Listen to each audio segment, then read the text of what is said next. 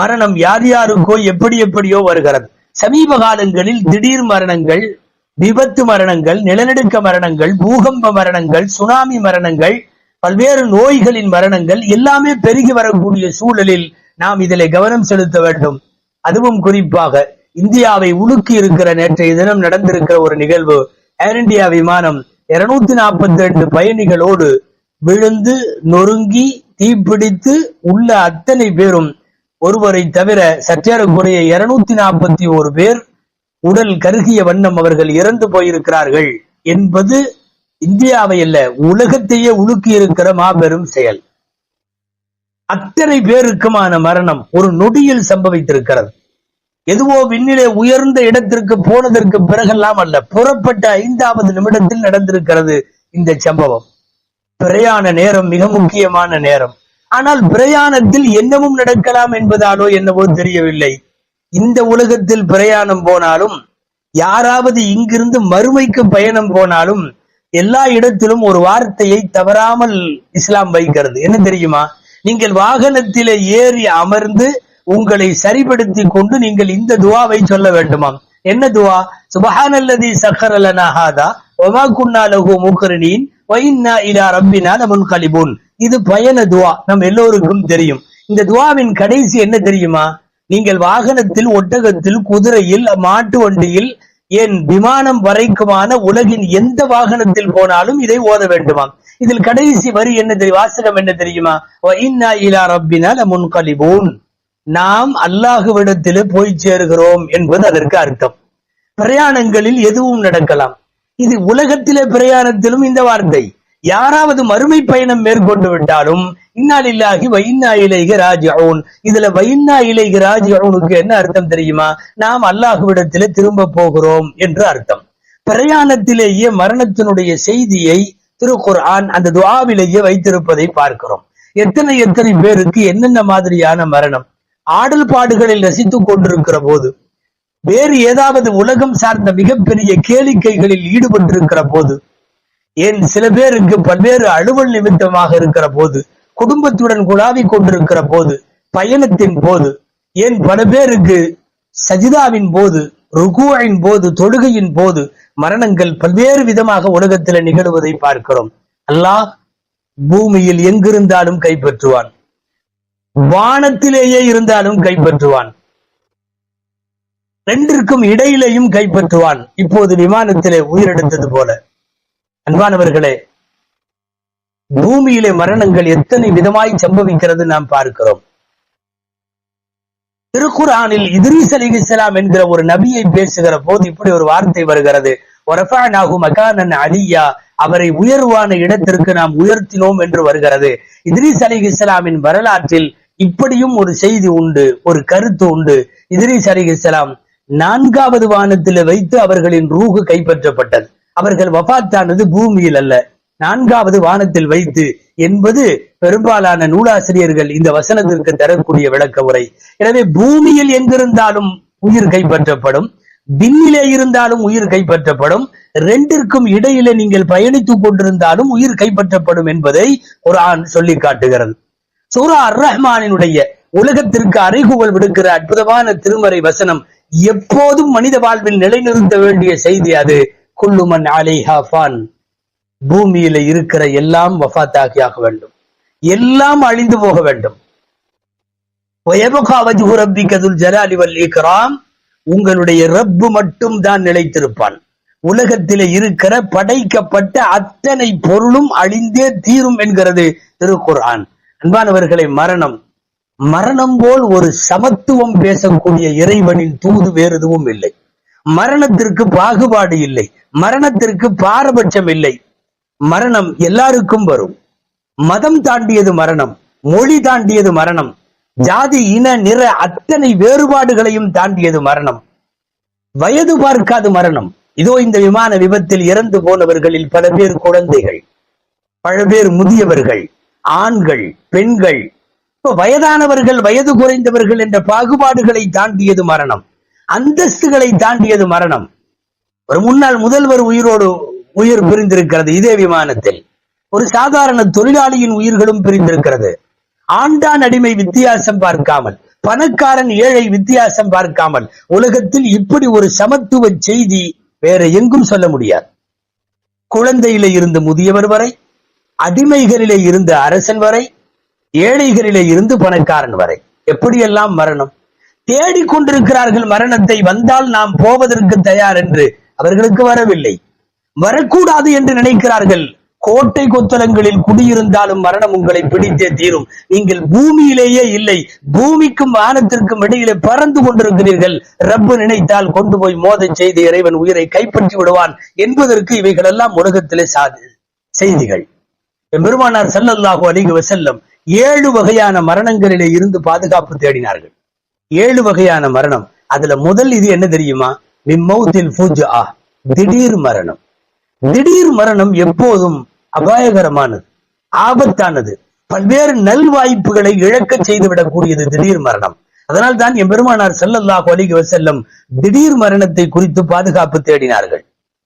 ஒமில்லதுல் ஹய்யாத், பாம்பு தீண்டி இறந்து போவதில் இருந்து நபி ஸல்லல்லாஹு அலைஹி வஸல்லம் பாதுகாப்பு தேடினார்கள்.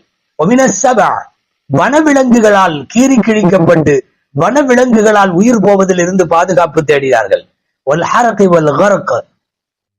நெருப்பால் அல்லது நீரில் மூழ்கியோ இறப்பதிலே இருந்து பெருமானார் ஸல்லல்லாஹு அலைஹி வஸல்லம் பாதுகாப்பு தேடினார்கள்.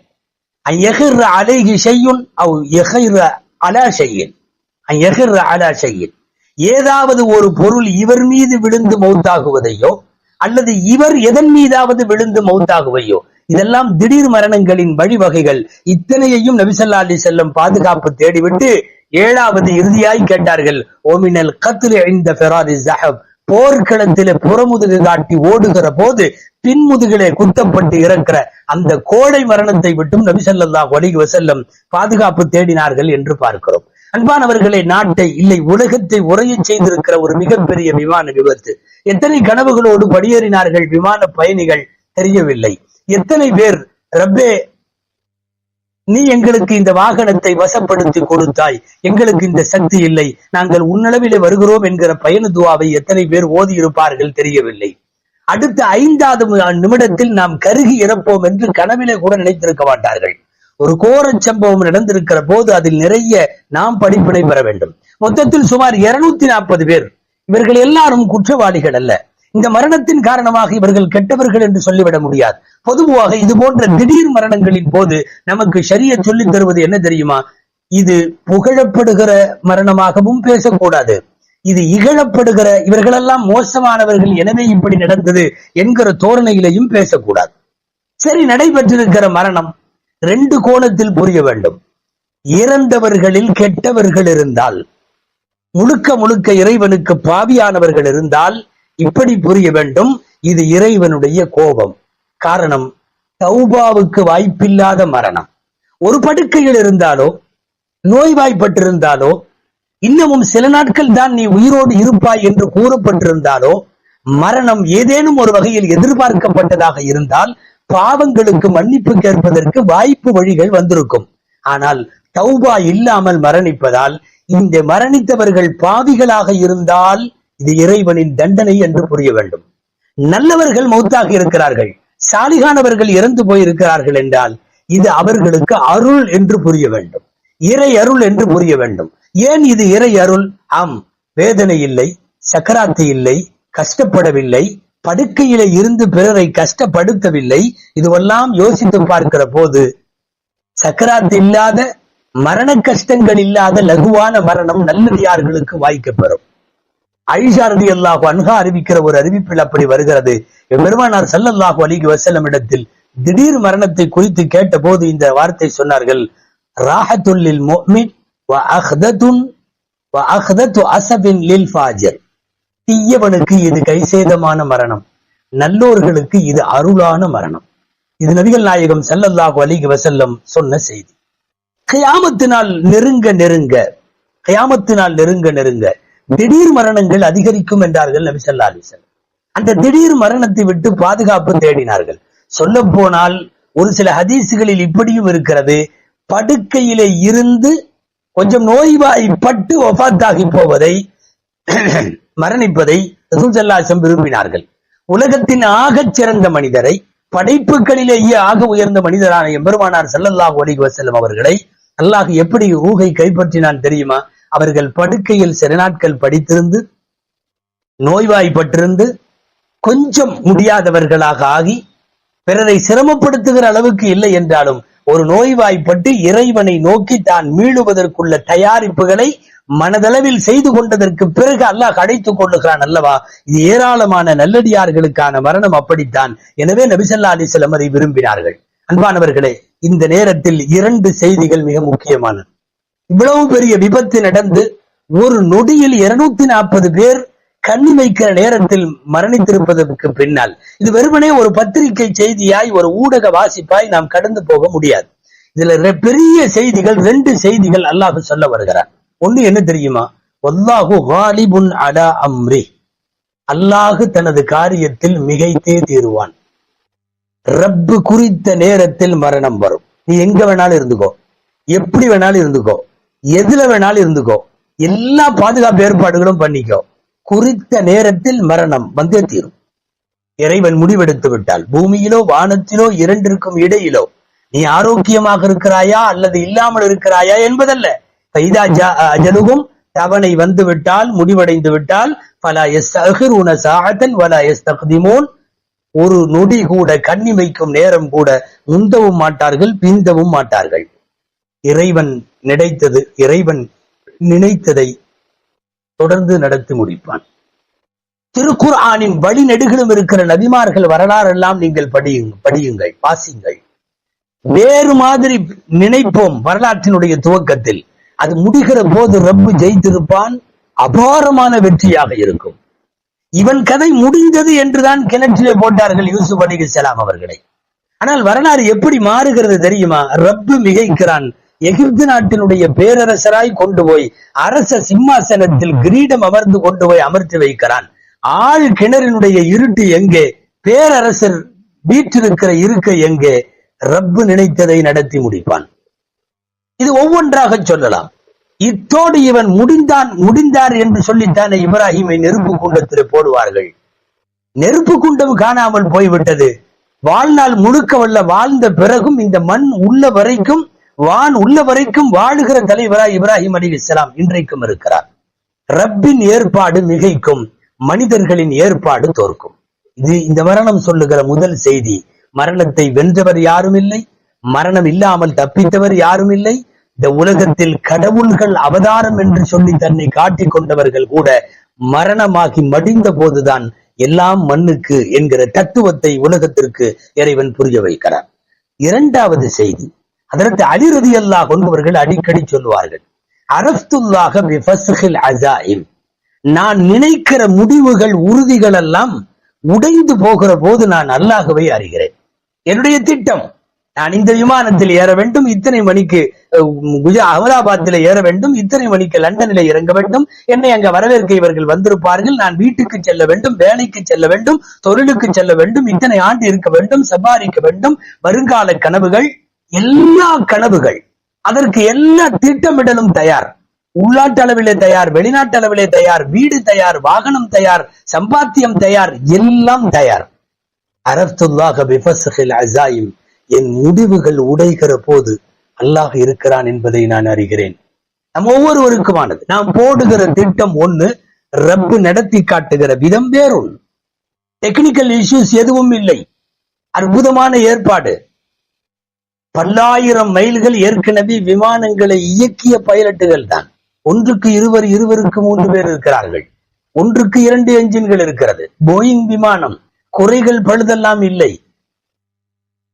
புறப்படுவதற்கு முன்னாலேயே தரம் குறித்து தரம் சரிபார்க்கப்பட்ட விமானம், எல்லாம் சரியாக. டெக்னிக்கல் கோளாறுகள் இல்லை, தொழில்நுட்ப கோளாறுகள் இல்லை. இதையெல்லாம் தாண்டி நீ என்ன தொழில்நுட்பங்கள் செய்தாலும் என் முடிவுகள் உடையும் போது நான் அல்லாஹ்வை அறிகிறேன். ரப்பு விஞ்ஞானங்களை கடந்தவன், உங்கள் தொழில்நுட்பங்களை கடந்தவன், உங்களுடைய ஏற்பாடுகளை எல்லாம் கடந்தவன். அவனை அறிய வைப்பதற்கு இறைவன் செய்கிற வழி, உங்கள் அத்தனை ஏற்பாடுகளையும் பொய்ப்படுத்துகிறான். குட் கண்டிஷன் என்று சொல்லி, தாராளமாக பறக்கலாம் என்று சொல்லி சான்றளிக்கப்பட்டதற்கு பிறகு கீழிருந்து மேல் எழும்புகிற விமானம் அதற்கு மேல் ஏற முடியாமல் போய் மோதி விழுகிறது என்றால் நம்மை தாண்டி ஒரு இறைவன் இயக்கிக் கொண்டிருக்கிறான் என்பதற்கான புரிதல் இந்த இடத்திலே வேண்டும். இறுதியாய் ஒரு செய்தி, நடப்பது நடந்தே தீரும் என்றாலும் ரப்பிடத்திலே கேட்க வேண்டிய கடமை எப்போதும் நமக்கு உண்டு. பெருமான் ஸல்லல்லாஹு அலைஹி வஸல்லம் சொல்லிக் கொடுத்த ஒரு பிரார்த்தனை. இது போன்ற அசம்பாவிதங்களும் துர்சம்பவங்களும் திடீர் மரணங்களும் நம்மை சம்பவிக்காதிருக்க ஸல்லல்லாஹு அலைஹி வஸல்லம் சொல்லிக் கொடுத்த ஒரு செய்தி உங்களுக்கெல்லாம் தெரியும். அஊது பிகலிமாத்தில்லாஹி தாம்மாத்தி குல்லிஹா மின் ஷர்ரி மா ஹலக் பிஸ்மில்லாஹில் லதீ லா யதுர்ரு மஅ இஸ்மிஹி ஷைஉன் ஃபில் அர்தி வலா ஃபிஸ் ஸமாஇ வஹுவஸ் ஸமீஉல் அலீம்.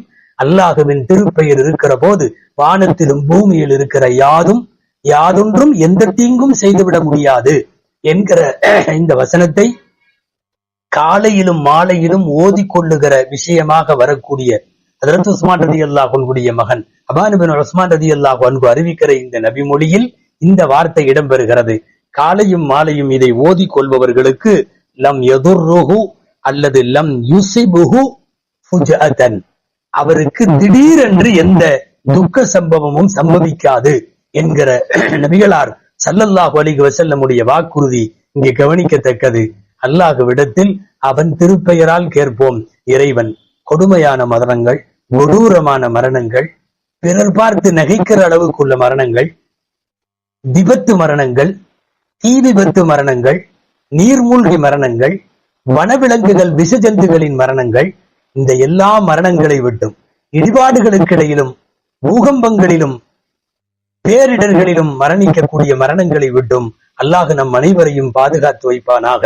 மரணத்திற்கு முன்னால் உளம் திருந்தி மனம் வருந்தி ரப்பிடம் மீண்டு தௌபா செய்து அதற்கு பிறகான மரணத்தை அல்லாஹ் நமக்கு பாக்கியமாய் வழங்குவானாக.